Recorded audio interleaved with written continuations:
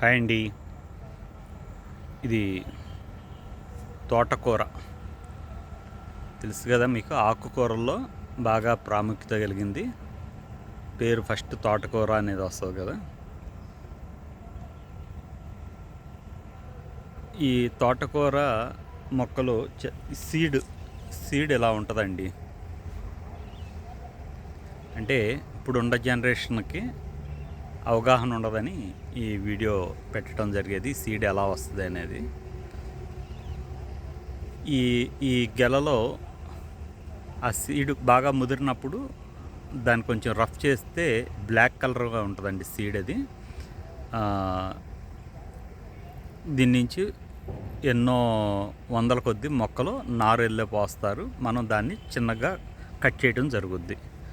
ఇది సుమారుగా ఇప్పుడు ఒక 4 అడుగులు 4.5 అడుగులు దాదాపు పెరిగింది మొక్క.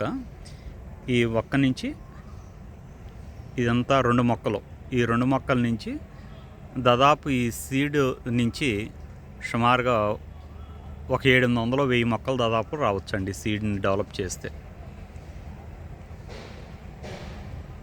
దీనిని ఇలా తీసి ఆ వచ్చిన సీడ్ని ఇలా ఇలా దీంట్లో జల్లుతారు. జల్లితే సుమారుగా 2 అడుగులు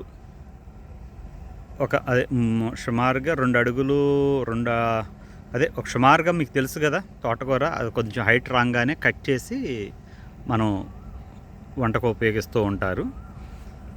దానిలోనే మళ్ళీ దీన్ని డెవలప్ చేయాలంటే సీడ్ ఇలా మొక్కను వదిలేసి సీడ్ రూపంలో మళ్ళీ తీసి మనం యూజ్ చేసుకోవడం జరుగుద్ది. దీన్ని తోటకూర మొక్క అంటారు.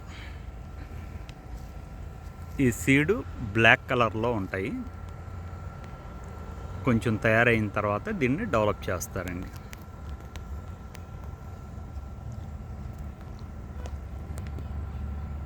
Thank you.